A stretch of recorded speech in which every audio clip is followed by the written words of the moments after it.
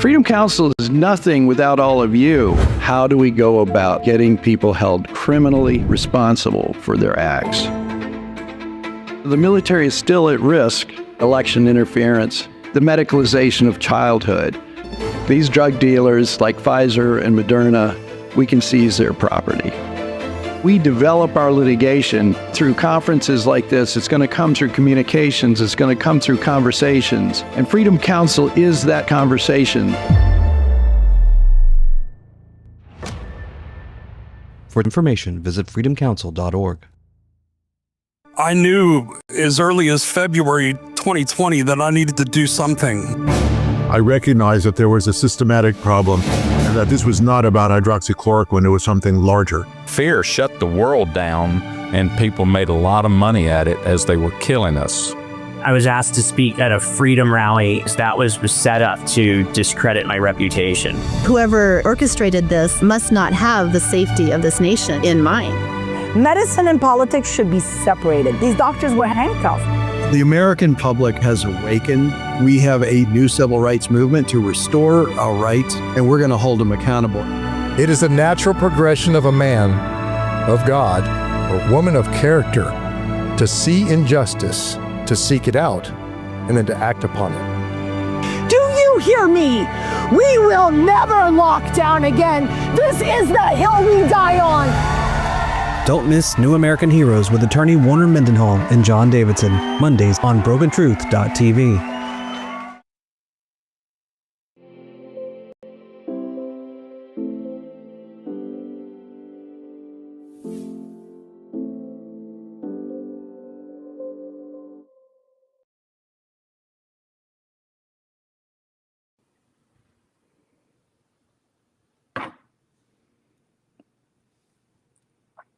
With Broken Truth and almost a broken button on my mic, I'm John Davidson, and today we have Warner Mendenhall as my co-host and the lovely Lucia Sinatra from No College Mandates with us.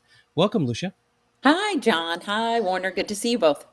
So we met originally when I took your database of great colleges that were not doing a great thing, but they were mandating the COVID vaccine on their students. And you had this huge database, and I mapped it out, and that's how we kind of connected. And then we made friends at all the events. But Warner, how did you guys meet? You know, Lucia, I'm not really sure exactly. Do you remember how? I do. So I remember, Warner, do you remember early on? So Warner and I we've probably been friends since nearly the beginning. We used to do these spaces called Clubhouse. Do you remember that, Warner? Yes. So I think it was Lisa Leahy or maybe the people at VSRF that said, do you guys know each other? We might have even done an early show with Steve Kirsch's organization. He had us on really early in the beginning of VSRF and his whole podcast series. And I think we met through that group, started these clubhouses, Twitter spaces back when X was Twitter. And yeah, the rest is history. Here we are, how many years later? That was early 2021. And we're still in the fight, unfortunately. And we're still in the fight. We'll get into, but I mean, it was horrific. I remember that summer, 2021, and it was becoming clear what was going to happen at these colleges. And, and my kids, or my son at that time was college aged as well. So, I was dealing with it personally, and I'm dealing with, these other parents that are coming in with their kids, talking about the mandates. I was astounded by it. And I couldn't believe that I had to, and I had to work with, Kent State, I'll name the school, to get an exemption for my son. And then luckily, I think partly because there was a lot of activity, Akron University here right down the street from me never imposed a mandate. Yep. So I hope that we had some influence on that. I think maybe we did, but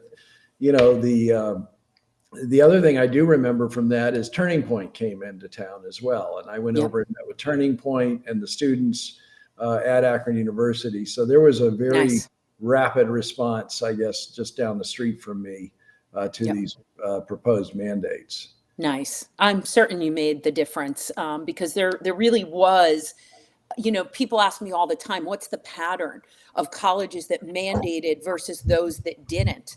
And there is no pattern. The pattern is outrage, pushback, public pressure.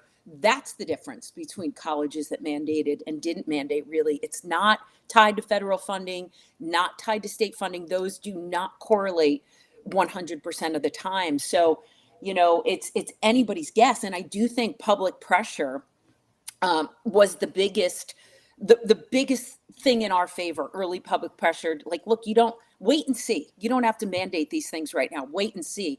And then the ones, of course, that didn't mandate almost really never went on to mandate. And that looks like over 500 colleges that just never mandated. And funny enough, we can get into this, but every single one of those colleges fared better with the virus on campus than the colleges that mandated COVID-19 vaccines.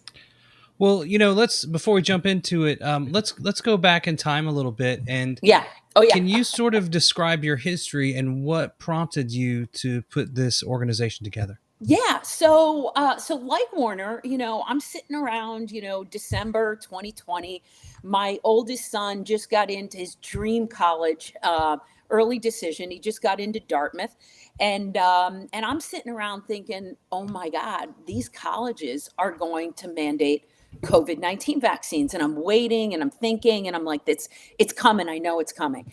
And I'm starting to prepare mentally for this fight at that point, because I'm thinking to myself, I've got a kid who was canceled out of everything his senior year of high school. So couldn't go to prom, didn't have a graduation, was canceled from going to most of his friends' graduation parties because they required that he show his COVID vaccine card.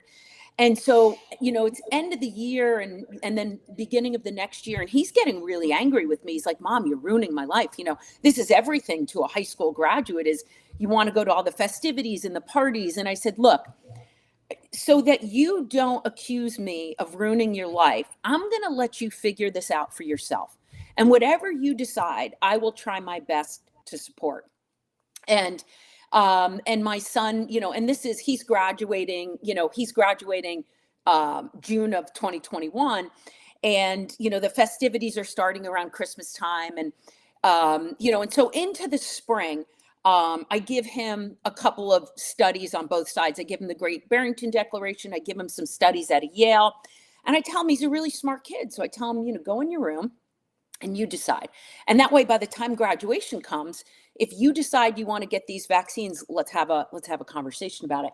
And he went and locked himself in his room for like 3 or 4 hours, came out, threw the studies on the kitchen table. And he said, Mom, I will never get these vaccines. I don't care what I'm canceled from. I will never get these vaccines. So I saw hope when Jack came to me and he said that. I saw hope.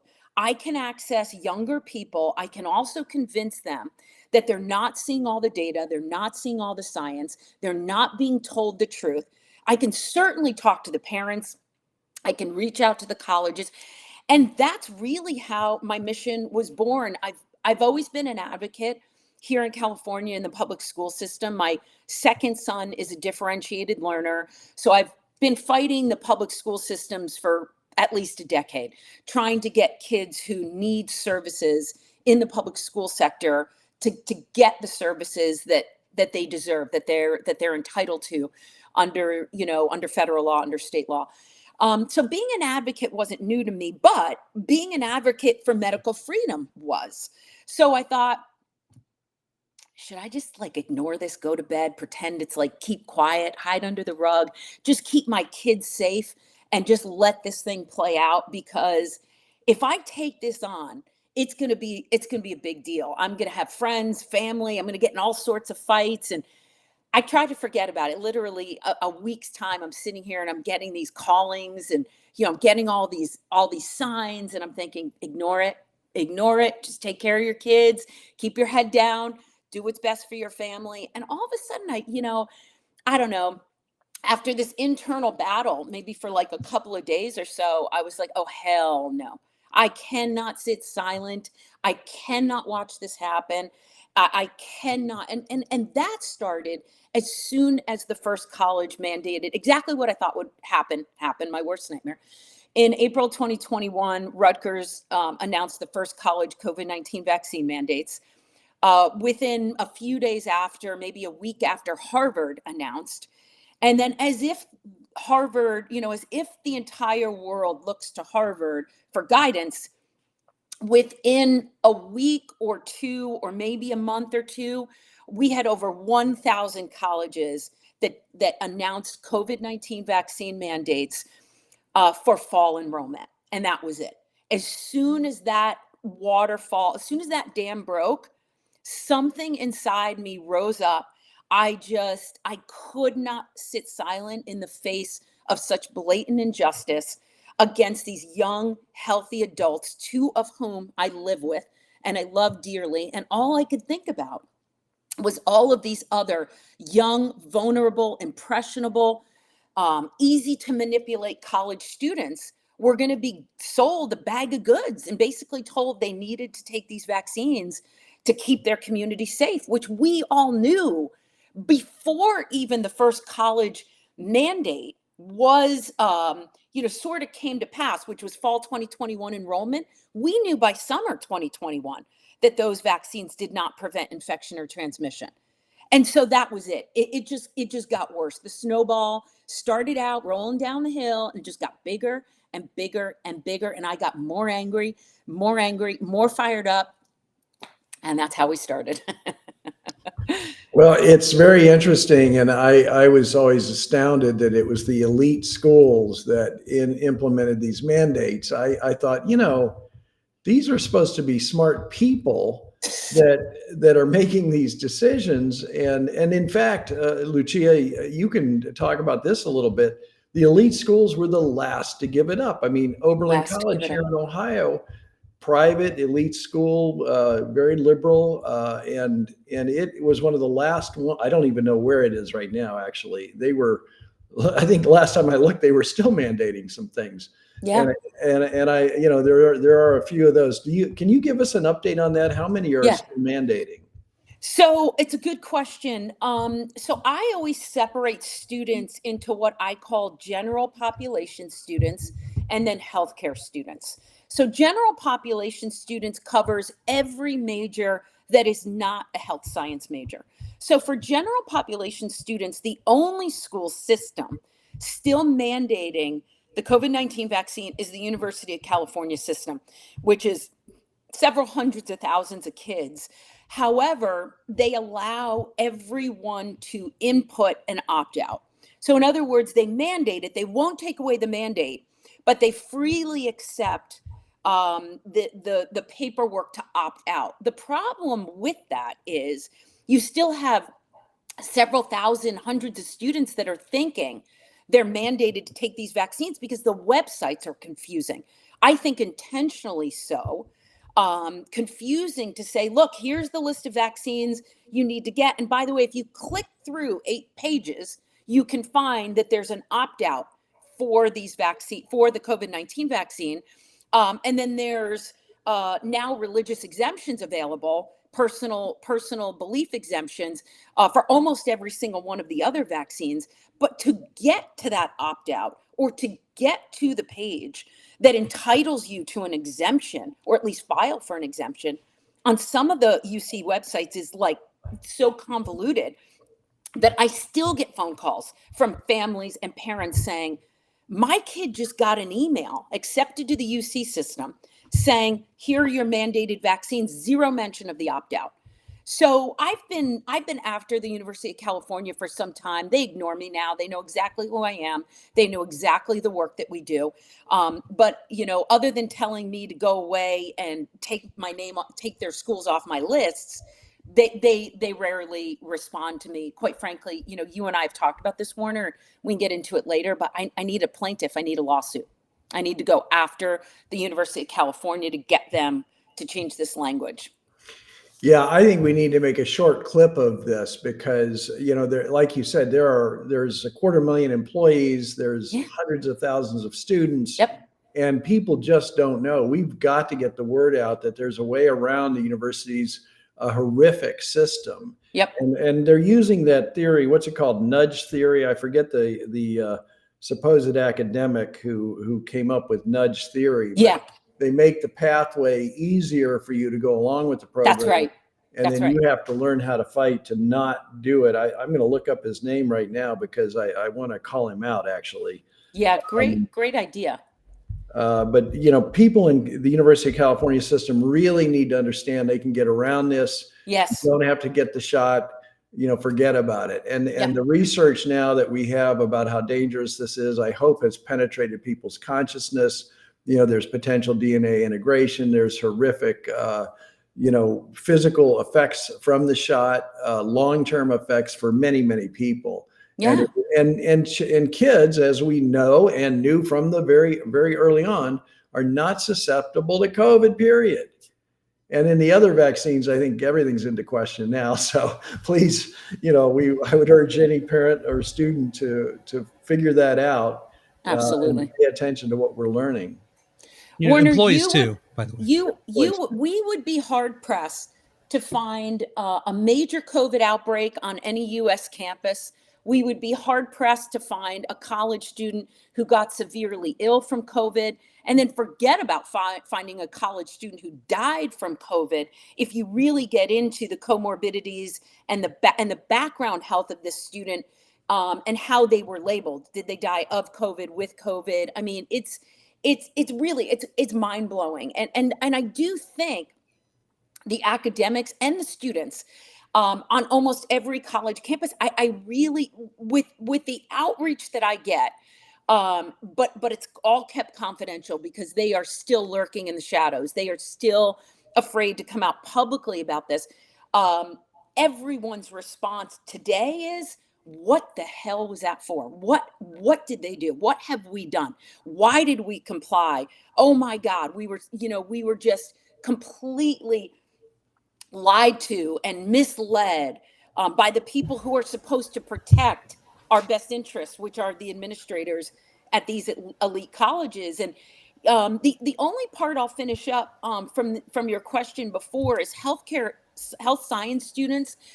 They're a completely different category, and it's very frustrating, right? Because what's happening is I keep telling parents, just assume that if your student is a health science major, at some point they will be mandated to take COVID-19 vaccine. So it can come from the college, it can come from the clinical facility or healthcare facility where they must complete internships, practicums, rotations, you name it, or it can come from both. Yeah. So if I had to tell you today, let's say medical schools, right? There's about 130, 160 medical schools in the United States. I would say maybe a quarter or less of those medical schools still mandate COVID-19 vaccines. Harvard doesn't, Yale doesn't, Rutgers doesn't, Johns Hopkins does, Emory does. Don't ask me to explain it. That I cannot do. Getting into the psychology of it, the justification of it. I've been trying to do that since 2020, and I cannot. 2021, early 2021, and I cannot explain it. But what's happening is, so let's say your student gets into Harvard Medical School. This is wonderful. They got 4 years of medical school. They have no COVID-19 vaccine. There's a very good chance that when they get to rotations of some sort and even residency, that those hospitals or clinical facilities are going to then have a mandate in place. And see, these are the emergencies I get from students saying, oh my God, I made it through 4 years of medical school. They are telling me the hospital won't accept my exemption or is now mandating me to take COVID-19 vaccines. What am I supposed to do? I just spent 4 years on medical tuition and I can't get placement in a facility. So they comply. So most of them comply. I mean, who's going to throw away that kind of investment? Some of them pivot, change professions. Some of them get out of health science altogether. But these are the students that today, 2025, are still grappling with COVID-19 vaccine mandates more than I think anybody realizes. I think it's pervasive amongst this healthy young adult population in the health science major category. And I think most of the world thinks COVID-19 vaccine mandates are over, and they're just not. Well, and I want to expand that just a little bit. Anyone who has to go through clinicals, because I have a trial in 2 weeks right now about a firefighter who needed an EMT certificate, Yes. and he Yep. had to go through clinicals, and Cleveland Clinic was That's right. requiring the COVID-19 shot. So we Yes. do have a trial on this exact issue. Now, I do want to say Cleveland Clinic has actually been pretty good in terms of allowing exemptions and things like that. What happened Nice. is we got in a catch-22 with the city saying, it would not write an exemption because it didn't have a mandate, but Right. Cleveland Clinic wanted an exemption written up, and the city wouldn't write up an exemption for this kid, Wow. even though they didn't, that's all they needed to do, a 2-sentence exemption, and he'd have been fine. But now we're going to trial, Good. wasting everybody's time, and he's Yeah. lost his salary for the last 2 years. So, Yeah. that it's anyone who has to go through any clinical, and that's a lot of people. Yep. They are going to potentially be faced with these kind of ridiculous mandates. I want to call out Cass Sunstein, and I may be pronouncing his last name wrong, but he's a law professor from Harvard. I think he taught at University of Chicago as well, and he's one of the people who really pushes nudge theory. And nudge theory is just, we're too dumb to figure it out. Right. So Cass Sunstein has no respect for the average American, the average None. student. None. He sits in an ivory tower pontificating and Yep. creating these nudge theories that, are being implemented right Yep. now in the University of California system. Yep. 100%. And I would go insofar as to say, Warner, that Jerome Adams reached out to every elite leader in higher education, Harvard, Yale, the Ivies, you name it. And he created there's something called the COVID Collaborative. And what Jerome Adams did is he wrote this letter to every leader in higher education, personally reaching out to several of them who are co-signatories on this letter. And the letter's dreadful. I mean, it basically says do everything you can to get these kids to take COVID-19 vaccines, and use materials put out by the American College Health Association, which were all these propaganda materials that you can imagine what they said. Things like, you took every other vaccine and you're fine. Take this vaccine, you'll be fine. It's 100%, literally, this was written in the documents. It's 100% safe and effective. It's been vetted. It's been tested. If you don't take this vaccine, you're going to go home and kill your grandma. You're going to lose friends on campus. This was written in black and white for college administrators, college influencers to use to get their students and to get their peers to uptake COVID-19 vaccines at that time. Because right after the COVID Collaborative letter and Jerome Adams reached out to all these leaders, it's tribal, right? It is tribal. At this point, we're all in on it. Nobody gave a shit about looking at the science, looking at the data. It came from Jerome Adams. They all got on board, and there was no way that they were getting off that propaganda train. They're still not getting off that propaganda train. Yeah. So, right? And one of the things that I, one of the things that we saw and that you're pointing out that people don't realize, and frankly, I didn't realize, is how centrally coordinated all of this was. Yes. And in Ohio, we had a group called the Inter-University Council based at Ohio State University, but that actually sent out recommendations to all the state schools. Yep. And, to your point about what he said in the letter, you're going to lose your friends or whatever. I just want to call out a couple of names of some of the students who are so brave here in Ohio. Yeah. Benjamin Lip at University of Cincinnati, Tice Pat, who went on to work for VSRF for a while. I think he's working in the Senate right now. Wow. And Jack Noble. They went after Jack and Tice were at Ohio University, and Benjamin was at University of Cincinnati. And these young men were brave enough to stand up against the entire onslaught of this, and did a remarkable job exposing the Inter-University Council through public records requests, setting up websites. And I will tell you, by the end of the process, because they were all at these universities, by the end of the process, their relationships had healed. The other students had really, it had broken through to the students. I know Tice personally told me this, that, initially he was just kind of, isolated by his position. That ended by the end of this process as the students realized the fraud that was being perpetrated upon them by the administrations and by the inter-university council. And I just, one quick aside, the inter-university council, we got a bunch of their emails, right, through public records request. And they actually called themselves in the email, jokingly, but to me, not so much, the cabal. CABAL. Whoa. They self-identify as the cabal. Oh, that's insane. I had a very close relationship with Tice. We worked very closely together early on, because I agree with you. He was so outspoken and so brave, and just listened to his inner voice and pursued truth. And I remember in some of those FOIA requests that he got, there were also administrator exchanges saying, the kids were on spring break around the time that that they announced COVID-19 vaccines, and then of course summer break came, and compliance wasn't mandated until fall, August, September 2021, and the administrators were going back and forth saying, we need to get the kids back on campus. We need to get them away from their parents, where we can talk them into making the best decisions for themselves. Get them out of home, get them back to school, open up, and we will get a high vaccination rate. And that really brings something up. I mean, these behaviors, if you think about sex trafficking, right?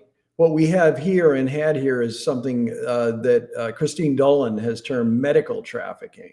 Oh, and wow. I like that term. And the analogies actually, if you look at it and start thinking about it, the analogies are really rampant. The same kind of stuff. It's a grooming process. It's get them away from their families, isolate them. All of that, all of that was taking place. Absolutely. It's a great term. I love it. I'm going to steal it. Yeah, and please do. It's the truth. The themes are so common. They're just infiltrating all of these different aspects of society so they can get to everybody, break up the family decision-making unit and get the students alone where they're easy to control and manipulate. Hey, you want to go to the cafeteria? Take this vaccine. I mean, that's what they were doing at Boston College. You want to go to the football game? You're going to show up with a big scarlet letter attached to your student ID when you scan in to go to a football game if you don't take these vaccines. Same with the dining hall. I mean, these kids were carted off in police vehicles, isolated for 2 weeks without even the ability to go outside. The stories would make your head spin, and everybody went along with it. Just mind-blowing stuff. Well, thank God some of these students did not. And as you know, we sued 5 of Ohio State universities over this issue. And, I think that the lawsuits were salutary for the system. All of them ended up backing down and granting exemptions. And we had some really good wins in that process as well. And then you know this too, the effort to write exemptions, communicate with schools about exemptions. I mean, that was literally thousands and thousands of people. The phone wouldn't stop ringing. Would not stop ringing. That was our big, we when I set up this organization, we made so many mistakes setting it up. I've never been an advocate who has been in such high demand early on. And that's what we were doing, Warner. We were getting thousands of requests a day for exemptions, and we were just trying to save lives. If these kids wanted to get out, that was our primary goal. So in the beginning, we were running around with our hair on fire, just trying to save kids. Yeah. Well, part of the reason we set up Freedom Council was to have attorneys who were able to respond and help out with this. How many attorneys worked with you, Lucia? Oh, geez. I would say we had probably up to 30, 40 attorneys at different times, different attorneys in different states, right? Some of these attorneys have been working for a while, getting exemptions to other vaccines in their states. When we figured out who those attorneys were, like Jim Marmingus and Kevin Barry, that was super helpful for us because we could send, New York State right to those guys. Kevin Barry now does multiple different states. Christina Hildebrand at A Voice for Choice Advocacy. She's one of our close allies. She's been doing this for decades. And so she was ready to hit the ground running when all of this came out. And she's always been very strong in the exemption department. And then, different organizations came forward and said, look, can you refer us your exemptions? And here's what we do. And, there's a group that secures federal exemptions. So they've had a tremendous amount of success. And then there's just one-off advocates that are sort of religious ministers or, just really have a great handle on the religious exemption perspective. And they've secured thousands of exemptions. They're still winning. Christina just won an exemption for a clinical trial student, a clinical rotation student, a nursing student, who we were afraid. We thought, you're going to have to leave the state. And, not all these students have the means to leave the state, to go to another state, to, and even get their credits accepted or get a different facility or, whatever the case may be. So she was a superstar in securing that last exemption for this nursing student, which was a really tough one. It's why we sent it to her. There've been people all over the US. I mean, there's a German student group that I'm in touch with, and they sort of mimic the work that we're doing, creating lists and creating exemptions in Germany. There's a Canadian student group that we've worked with, and they've also mimicked our lists, but for Canada, and have mimicked some of our exemption documents. And, so we've been sort of putting out, we share our stuff freely. We don't really fundraise. I mean, you can donate to us through Give, Send, Go and our Substack. We refer all of our donation requests to Freedom Council. Everything that we do is free. It's a free public service. I mean, that's how I often describe No College Mandates as a free public service to help you make better educated choices for your higher education. I didn't realize you had expanded into Europe. Funny because I was just mapping out our membership, and we have Germany is one of our areas where we have freedom counselors, and then nice. We have some in Africa, a bunch in Australia, Canada. So we're becoming more international as well. I'd like to talk to you later about that. Okay. I want to point out that Russ Barger was on with his clients a few weeks ago on brokentruth.tv. Oh, great. And he had a horrific story of a young lady whose medical education was interrupted over mandates. Do you want to talk about that, John, a little bit? Yeah, I got to pull her name up. Sorry. I didn't know we were going to be tested on this. That's right. Hey, in the meantime, Russ has been a fighter in Nebraska. He's one of the Russ Barger. He's been fantastic out in Nebraska on this stuff, and he had a real win with her and with what she went through. Awesome. But I mean, these are life-changing situations for these students. They're just not expecting what they have to go through here. That's and while right. John's looking that up, let me move on to one other area. I am disappointed in the military. We currently have some nurses that we're working with in the military that are objecting to the flu shot, which we now know is actually causing negative efficacy. Yep. The Cleveland Clinic has a study on the flu shot. It damages your immune system and makes you more likely to become ill with the flu. And, yet we still have issues like this in the military. And the flu shot is an issue with all of the medical students in all of the hospitals. Yeah, it is. Well, yeah. And how they are trying to mandate what now is proven to be ineffective and completely inappropriate to fight the flu. Yep. I just don't understand that. Yep. That's the second biggest request I get is, now that COVID-19 vaccine mandates are almost done, can you turn to flu? Because it's extremely onerous. It's yearly updated flu shots in healthcare. And it became much more strict after COVID-19. the medical schools, the nursing schools. I don't recall that there were flu mandates at the hospitals. I believe there were, but I don't believe at the health science schools. And now I think they're largely flu is you have to take it at almost every single school, I believe. Well, and they've gone into this inquisitorial thing with the flu shot as well. So previously, I mean, I've got some clients that have had flu exemptions for decades, and where it was just fill out a little paper, you get your exemption. Yeah. And now, it's this inquisitorial thing as to your religious beliefs or your medical issue, and this is all a huge invasion of privacy for these people. Yeah. Yeah, and to me, it's literally offensive. It is, truly. Who do you think was probably the most brazen in their mandates and just refusal to even acknowledge your petition? You mean what college? Which colleges were the worst? Yeah. It's easy, actually. I would say that Rutgers, as you could imagine, Rutgers is hook, line, and sinker, wholly owned by big pharmaceutical companies. I mean, you can go to today, you can go to Rutgers' website and you can find pharmaceutical fellowships that are fully funded by Pfizer, Johnson & Johnson. So these fellowships that students can get 100% paid for, fully funded by the big pharmaceutical companies. And if you track those students as to where they go once they graduate, well, guess where they go? 90% of them are fast tracking into big pharmaceutical companies in New Jersey. It's literally right there in black and white on their websites. Nobody hides it. It's there for everybody to see.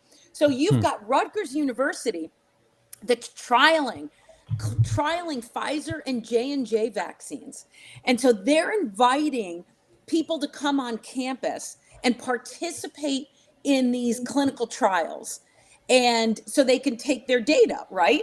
And they're saying, oh, by the way, we will give you informed consent because this is a choice, right? You have a choice to participate in this clinical trial or not. So here's all the side effects you might experience.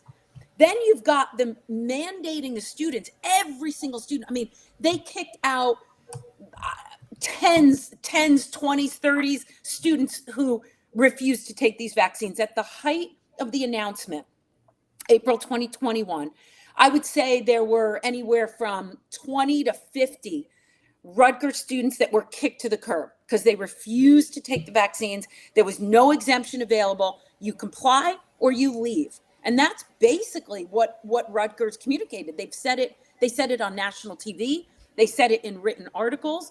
And so then you've got Rutgers, right, who mandated this thing for every single community member on campus. No exemptions whatsoever. You mean to tell me they're not taking that data and using it for the development of these vaccines? Where is the line that kept optional participation and mandatory I would guess there was no line. I would be shocked if there was a line. They used that data. They came down so hard on their students to use that data in the development of vaccines, for which they financially, reap financial benefits. So by far, that was the worst college. They did it on purpose. They did it to set a tone. They did it to set an example. And then the Ivy Leagues were probably the next most strict. Made it very, very hard. I don't want to say exemptions were impossible. So my son, as you know, got into Dartmouth, and he went to Dartmouth September 2021. Well, when we requested an exemption, the exemption process for him, it was this big, scary email. You can apply. You probably won't get it. You're going to have to interview with several different departments. You're going to have to justify your religious beliefs or have your doctor explain your medical exemption. They made it sound so scary. Jack's was rubber stamped. I mean, boom. You want a religious exemption? Okay, no problem. The reason that was, I later found out, because I beat Dartmouth up pretty bad since my son was there. I went after them really hard because I had access to the administration. I had access to the doctors. I mean, they started ignoring me after a while, but I got a bunch of parents on my side. There were about 30 of us, and we all wrote letters, and this was my testing ground, because I figured if I could get Dartmouth to come to its senses, then everybody would follow Dartmouth. Well, that never happened, because they went on they went on to mandate boosters, and the whole, kit and caboodle just kept going. It kept going as if, as if it made sense, and it just didn't. So so they rubber stamped Jack, and I found out that's because only 100 community members at Dartmouth even applied for an exemption. So we're talking teachers, faculty, staff, undergrad, graduate. We're talking tens of thousands of people. They had 100 that submitted. So they rubber stamped every single one. They left the door open to not approve exemptions, because if they got a flood of exemptions, they would have turned every single one of them down. But for Jack, it was a non-issue. So Jack got to go to Dartmouth. They all had to wear masks. They all had to test. I think Jack had to test twice a week, where the vaccinated kids only had to test once a week. And that went on maybe for about a semester. Jack had to quarantine for 2 weeks when he got COVID. I mean, the whole thing was such a joke. It was, the kids that were vaccinated got COVID just as bad, if not worse, than the kids that weren't. So Jack knew a handful of kids that were unvaccinated, but nobody talked about it. I mean, they still don't talk about it. I mean, this is such a tragedy, and the amount of injury that I'm seeing from people who got the shot is just horrendous in the general public. And I guess I'm wondering specifically for the students, did you see injuries popping up at Dartmouth? Every single college. I mean, Dartmouth in 2021 and 2022, and even into 2023, had anywhere from 4 to 5 sudden unexpected deaths. Oh, where geez. This was non-existent in the community. Suicides, I think 2021 they had 4 suicides. Dartmouth before that maybe had 4 suicides over a 5-7 year period. 2021 they had 4, and then heart attacks, sudden and unexpected deaths, turbo cancers. All of these things were written up in the school newspaper. Nobody ever followed up with what was the reason, what happened, how did it happen? Shouldn't we ask more questions? It was just, wow, it's so unfortunate, such bad luck. Nobody put it together. And if you look at many of these college campuses, you'll see the same pattern. I think Worcester Polytech Institute in Worcester, Massachusetts, had something like 7 or 8 suicides in 1 year. They in the previous 15 years had never had that many suicides, but in the year that they locked the kids down and kept them out of school, they were having a suicide almost every month or every other month. It was just the fallout, the consequences of what went on. I don't know if we will ever realize how severe and how deep the consequences ran. Yeah, I spoke with a college employee, university employee, about a month ago, and it's funny when you talk to some of these folks. They ask you, "What do you do?" And I was like, "Well, all the doctors and attorneys that you see on TV fighting mandates. Well, they're my friends." And so I guess when I throw that out there, it sort of opens up a little more conversation and ease of conversation. So this guy just starts telling me about how, well, you know what, they did mandate on us. I was going to have to lose my job at my university if I didn't get this shot. He's like, I only got one. And I always wondered if when I got myocarditis later, it was connected to that. And I'm like, yeah. Yep. So the employees of these universities were as hoodwinked as anybody. 100%. Have you had any, I would say, what university or school system would you say had more employees than average that would come to you and say, thank you for doing this? Yeah. We're awake now. Believe it or not, there was an underground network at Rutgers, and they reached out to me. So there was one professor who I'm still in touch with. She's amazing. She's biology, and oh my God, they went after this woman so hard, and she's like, I need this job. This is my livelihood. I've put 15 years into my work. I cannot lose this job. And they put her through hell. I mean, absolute hell. And what happened was I connected her with another sort of underground network of professors. They were at different campuses. So she was they were at the Camden campus, and she was at another campus. So I ended up putting them together, and her and I have written some articles together about Rutgers. And they were trying to fight it from the inside. There were a couple, same with Columbia, there were a couple professors that got together and they were trying to fight it from underneath. I think Dr. Oz was actually part of that group of underground doctors. His son at the time, I think he took the primary series vaccines. He was a medical student, but he didn't want his son to take the booster. So he kind of went underground to get to the administration to say, look, do you really have to do this? Columbia went ahead and did it anyway. They mandated a booster anyway. So it just goes to show you that, you can have these conversations, you can have these little groups that get together, even on the inside. And it has very little effect on what the administrators do. In the height of all of this, it made very little difference. The administration was going to go with what they were told to do by the White House and by the powers that be in public health on a federal level, Dr. Fauci and Jerome Adams. And, these people got together and they put a huge hard sell on colleges, because when you think about it, so shortly after Jerome Adams' letter to leaders in higher education under the COVID Collaborative Initiative, they started the White House College COVID-19 Vaccine Challenge. Well, what do you think that was all about? Same thing. They put out all these propaganda pieces. They asked all these colleges to participate in the challenge to get 100% vaccination rates on college campuses.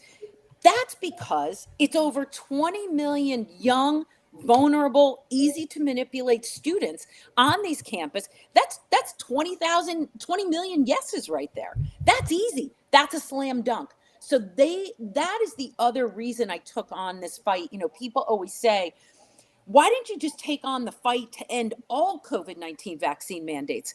Well, I chose to specialize because, first of all, I had 2 college students. Second of all, nobody realized just how oppressive these mandates were at the college level for the reasons I just explained. The heavy pressure coming from the federal agencies and from the White House was like no other cohort experienced like college students did. I remember going to write an exemption as a minister for a UC Santa Barbara student. And I was so curious about the mandate that was coming out of UC Board of Regents that I started investigating them, trying to find, how do you contact them? How do you email them? They had wiped it all off the internet. They didn't want to be contacted. No. It was almost like, I thought, I was like, have they been kidnapped? And now they're just poster boards on a website that you can't actually contact. No. But it was amazing to me, the people that were on the board, and they were unreachable. It was concerning. How would you even do service of process for something like that? Yep. Did you find that universities like, I don't know, Morehouse or Spelman were more resistant to the vaccines due to, I don't know, like the Tuskegee experiments being kind of nearby in Alabama? The exact opposite, John. The exact opposite. The HBCUs were brutal. Up until, maybe about a year ago or a little less, we were down to 15 colleges that were still, this was the last of it until Donald Trump said, put out his executive order that said, if you still mandate COVID-19 vaccines, you're going to lose federal funding. And then that was the end of it. But before that, I was still fighting 15 colleges. 3 or 4 of those were HBCUs. They were brutal, absolutely brutal. Almost as bad, if not worse, than the Ivy Leagues. So after the Ivy Leagues and the elite colleges all dropped their mandates, these HBCUs were still holding on. And I kept thinking to myself, there's got to be a revenue stream going to some of these HBCUs. See, but here again, it wasn't universal. It wasn't every HBCU. Some of them were just completely disorganized. You'd call and they'd be like, what are you talking about? We don't have a COVID-19 vaccine mandate. And I'm like, well, it's listed on your website. Students still think you have a mandate. And like, oh yeah, well, you got to call the IT department to change that. I'm like, no, I don't have to call anybody. You need to take it down because you're misleading students. And I'm going to report it to the Trump administration and you're going to lose federal funding. So fix this, and then eventually I think they all got fixed. There might even be some believe it or not, that still have it listed, but there really is no mandate because the administration was just so incredibly disorganized. No, they were dreadful, John. I mean, Wow. it literally is mind blowing. We had the opportunity to depose Arthur Reingold, who served on the University of California committee on this. And he claims he's an epidemiologist, but I think he has a BA in biology or BS in biology and an MD. And, I confronted him with, the facts that we've now learned. He's completely ignorant of DNA integration and that entire issue.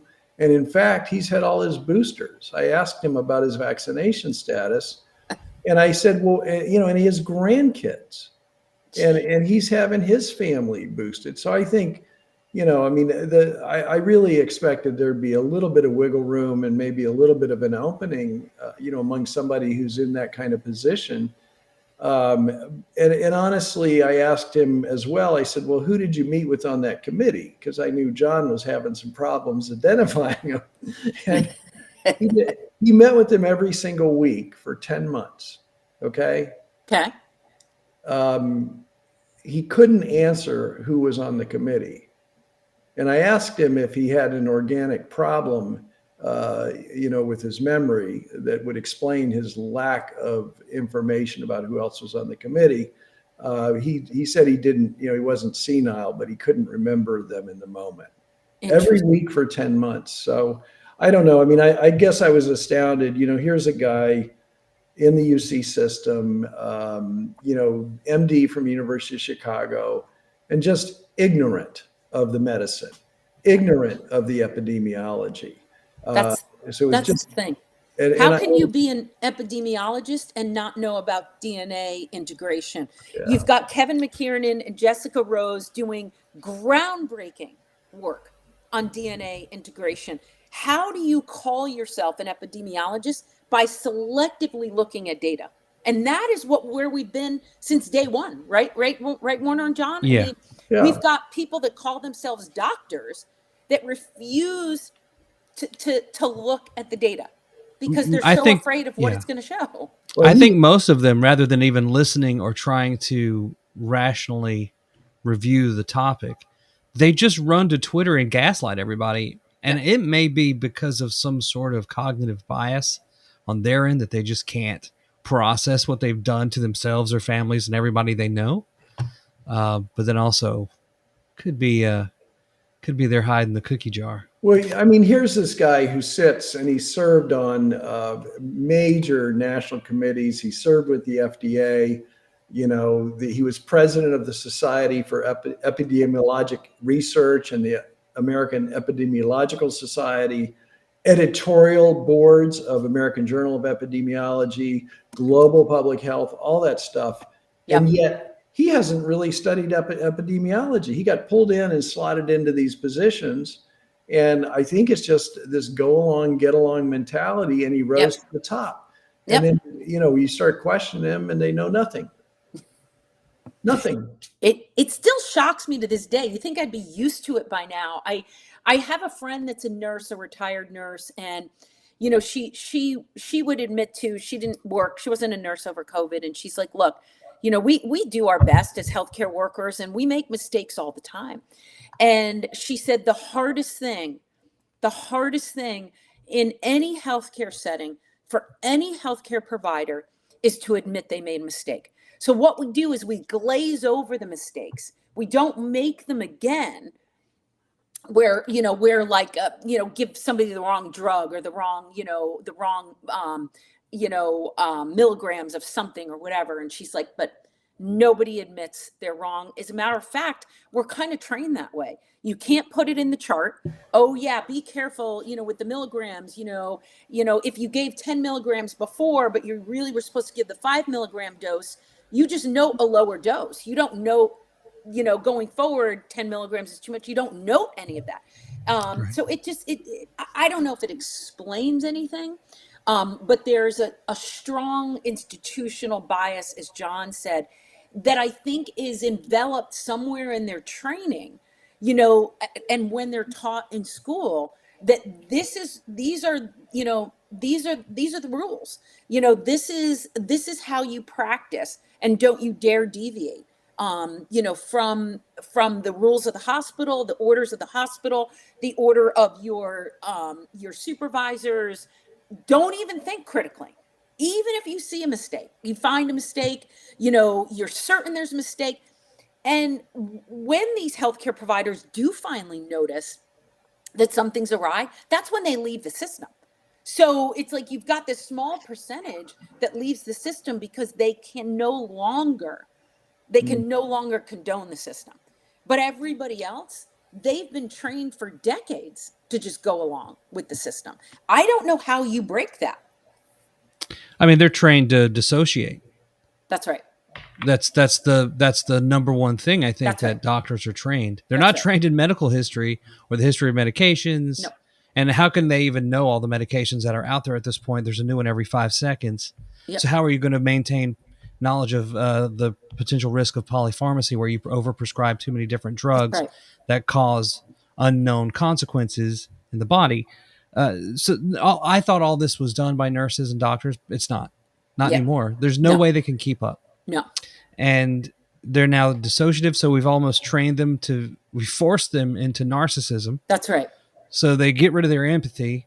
So that means they're going to shut off the part of their mind and their soul that wakes them up when there's a problem that needs to be addressed. Yeah. And then they just continue down this path.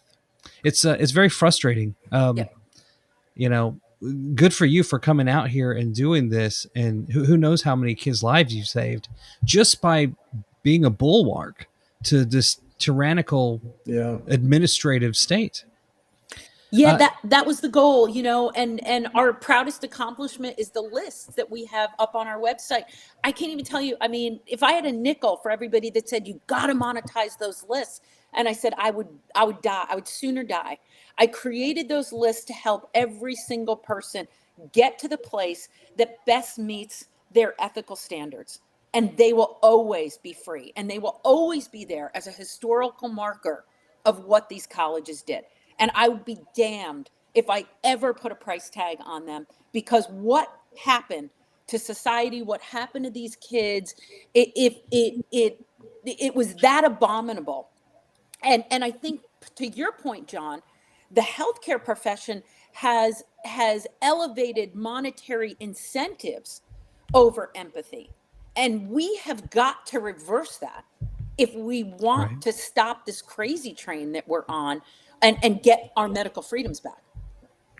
Right. And in order to do that, we've got to fix the medical schools. If we want to do that, we've got to get the financial incentives out of the medical schools to essentially be, servants to pharmaceutical and big medicine. Then we've got to entwine the medical billing companies, the financial part of it. We've got to fix, Obamacare. I mean, let's start with at least stop trying to shove the needles in the kids' arms. That's the first step. Well, I mean, I think the other thing is, the architecture that's in place right now in the entire medical system has these financial incentives that have got this train running, and we literally have to change the architecture. I thought, how can all of these people be in this narcissistic behavior where they won't admit they were at fault, right? In any way. And, so something has to be reconstructed so that fault can be accepted, discussed. It is science. And I remember too, in the older days, doctors actually were kind of scientists, differential diagnosis, their testing, each patient was an issue that they had to confront and deal with and think about. Yep. And we're moving to an algorithmic AI thing that completely gets that scientific process out of the doctor's head, the critical thinking that you were talking about. I mean, all of that seems to be going by the wayside. So, we really have to build a new architecture for all of our institutions at this point, I think, but certainly in the medical field. I was, from what I've been told, probably the number one issue in terms of getting medical doctors to be scientists and enthusiastic scientists and researchers again is to eliminate the unbearable paperwork that they have to do with EMRs. Oh, well, that which was too. another Oh, Obamacare oh. thing. Well, and yes, that's exactly right. That Heaven part, forbid you diagnose somebody with something that's going to require you to spend the next 45 minutes writing down. By the way, you only get paid for 15 minutes of that Right. visit. That's right. So, well, and that's exactly right. The electronic medical record has been a complete disaster, and it allowed for the centralized control during this crisis, and it's allowed for all these hospital protocols to be imposed, and it's limited even the medications that are in the formularies for doctors to even consider. So that piece of this needs to be changed dramatically. it allowed doctors and hospitals to target anti-vaxxer patients Yeah, right. because they would put it in the notes. Yeah. Epic everywhere. Yeah. So before we wrap this up, what's next? For me, Mhm. well, I'm not done. I had hoped to retire by now. You better I'd not hoped- be. What's that? You better not be. No, not done. I had hoped to retire. I thought, all right, college, I met my goal, which is to end college COVID-19 vaccine mandates. And then parents and students are like, oh no, you're not done. We're still students and we're in health science, so this is not done. So I am in touch with the Kennedy administration. He knows, right? He knows these things are there.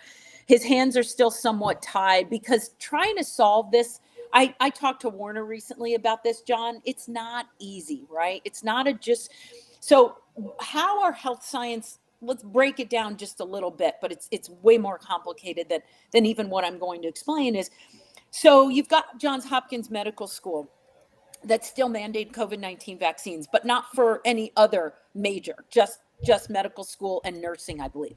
So why are they not being defunded? This is a school, right? This is part of Johns Hopkins. Well, historically, health science programs have been able to get exceptional treatment.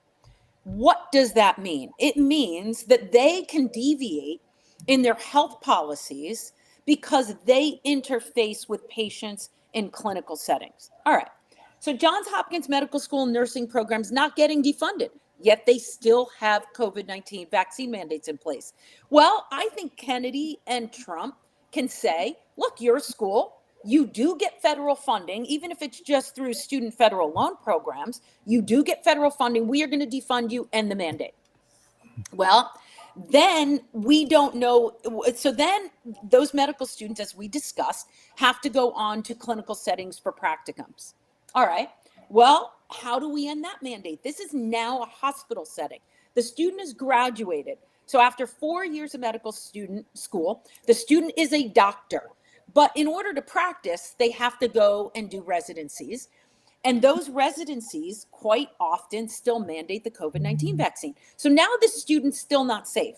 Let's say, Johns Hopkins Medical School, we've jumped that hurdle, we've defeated that. Well, they get to a hospital setting, there's still a COVID-19 vaccine mandate in place. They can't be a practicing doctor without those practicums. I mean, I think they can technically, but I think it's really hard to get hired without residency into a practice or into a hospital or into a program. So how do we end that? That's now at the hospital level. That's now at the clinical setting level, right? This is where it just gets so incredibly complicated. So then does the Trump administration on a federal level have to defund those hospitals? Well, how is that going to happen under CMS? Well, so Dr. Oz knows about our work. Dr. Bhattacharya is a good friend, knows about our work. I know they're out there thinking about this problem. Short of removing these things from the market, it's really complicated to just go out there and defund based on COVID-19 vaccine mandates. Then you've got state public health, right? And that's a whole separate issue because states like Pennsylvania, they never tracked federal CMS certified facility mandates. So when Biden said CMS certified facilities have to mandate COVID-19 vaccines, and then a year later he took the mandate away, hospitals in the state of Philadelphia, any state in the United States, if they want to build this into state public health law, can say, well, we don't care what you tell us that CMS certified facilities have to do. We think that protect the citizens of our state, we still have to mandate COVID-19 vaccines in hospital settings. And usually when they do that, they don't discriminate. So if they're mandating COVID-19 vaccines, It's for healthcare workers and students. It's for everybody that enters that hospital setting as a volunteer, intern, employee, whatever. So it's incredibly complicated. So aside from being in touch with the Kennedy administration and still saying, look, at the very least, we can defund these medical schools that are mandating these things. I'm working on a bill with Representative Mark Messmer of Indiana. And this bill, basically, he put it out last year, and it said it codifies the executive order, Trump's executive order, which said we're going to defund colleges that still mandate COVID-19 vaccines. I reached out to Messmer's staffers and said, look, that's not good enough, because you're not capturing the medical schools and the health science programs that are still mandating, because they consider themselves to be exceptional programs. Exceptional treatment applies because of this client interface thing that they've got going on with their students. And so Messmer's office, they've been great. His staffers are great. They took every one of my suggested amendments to the bill. And as far as I know, I haven't had communication with them in the last couple of weeks. They've amended the bill to say we're going to defund all programs, all learning programs, and including learning programs at hospitals. So if learning programs are set up at hospital, now whether this works or not, in theory, I don't know. I put it into the bill with the hopes that once it gets to Congress floor or whatever, hopefully we continue to mature the bill and make it actually work. So it's not just colleges, it's not just health science programs at colleges, but it's teaching programs at hospitals, right? So defund those parts of the programs. Maybe not the whole hospital, maybe not the employees and the staff and the faculty, but maybe some way we can defund the teaching part of that hospital, because the students need those practicums as part of their degree. Whether it works or not, I don't know, but that's where we are right now. Well, I'd like to point out that they threatened to defund if they didn't have these mandates in the medical centers, and they got everybody in line and to go along. So I have no hesitancy with reversing that. Okay. Reversing that at a national level. And I think Kennedy should do that. Yep. I am fascinated. I'm not sure I've seen this legislation, Lucia. Okay. If you would email that to me, I'd appreciate it. And have you written about it on your blog? Yeah, it's on, I've written about it on our Substack, because what I've asked people to do, and Messmer's office has gotten pretty good response. That's why they gave attention to my suggested amendments, because what I asked my followers to do is print out my letter, write your own letter if you want, send it to Messmer's office, and let's bombard this guy with letters saying, look, this is an important issue. So I still have parents that are printing out that letter. So I'll send you the Substack post, and then I'll send you the letter, because I created the letter, and then I had 25 of our doctor friends, everybody that McCullough, Nass, all the lovely, wonderful people, all signed on board. And then Dr. Nass, who's amazing, she's my she's sort of my pathway to Kennedy. She speaks right to Bobby, and she's like, look, this is hugely important to me. You've been beating this drum for the past 3-4 years. We have got to end this at the very least. They're the only ones still being oppressively mandated to take these things, many without exemptions easily accepted. And so she's been a great fan of my work, and she's been a huge help. So she's my mouthpiece to Bobby, and then I work directly with Messmer. So I'll send you that in an email. I know we got to wrap up, John, but I think what Lucia is saying is really important. I kind of want to put an exclamation mark on this. And it's not just, Indiana. It's every state needs to be confronted with the need to protect our health sciences and medical school kids, because, let's cycle right back around. They're being horrifically injured. Yep. Through what's happening to them. And it's not just the COVID shot, it's the flu shot, it's the meningitis shot, it's others. We need generally, we need these medical students and health sciences students and others like firefighters who need to do clinicals. Yep. To be able to opt out individually from this stuff. If you are a student who really believes in the vaccines and wants to get it, please, more power to you. We're not going to stop that. 100%.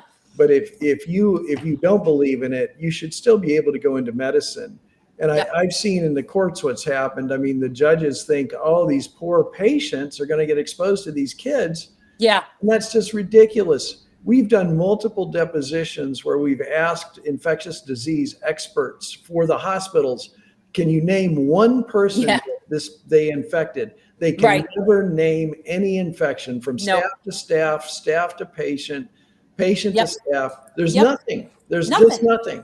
And I, so we have that on the record. If you need that for anything, I'd be happy to come That's testify in great. Indiana. It's only 4 hours away from me here, so Exactly. let me know. Thank we'll you. get some Freedom Council presidents out there, but I Thank encourage you. everyone who's listening, please look at your state, the architecture of your politics, and let's change that architecture there too, to make sure that our states are standing strong, protecting all students, but in particular, we are throwing these medical school students and people who need to do clinicals under the bus right now and causing all kinds of injuries. So Yep. let's fix it. Yeah. Agreed. Thank And you. one little piece of homework just to show everybody. If you want to hear more about the interview that Warner referred to with Oh, Dr. thank you. Oh Patrice my gosh. Quadrille, Yeah. and Oh, Russ great. Barger. Oh, awesome. This is the thing. The link is in the text thread below in the chat, and you can find it at brokentruth.tv. Awesome. And is there anything else anyone would like to add? We had 2 students on that. That's the Creighton case in Nebraska. Yeah. So I have Lauren- not been updated on that, so I'm going to go watch that. Yeah, I'm happy Lauren- he got good outcome. Yeah, Lauren Borchik and Patrice Quadrille. I believe that's how you pronounce their names. I'm sorry if I got it wrong, you guys, but Excellent. what remarkable people to stand Absolutely. up and fight. Yeah. Like all these students have been. So. Absolutely. Well, thank you both for another excellent episode of Broken Truth. I'm John Davidson. This has been Warner Mendenhall and the wonderful guest Lucia Sinatra from No College Mandates, and we will see you next week. Thank you so much, John. Thank you. Thank you. Yeah. This may be the most profound scandal in human history. This was the answer. This would have halted the pandemic. I have lost trust in humanity, in my government, in my agencies. Trust is very hard to get back. Something is going very wrong in this world. The pharmacists were denying the treatment, which to me is outrageous. Our generation let this happen. We don't know what to do.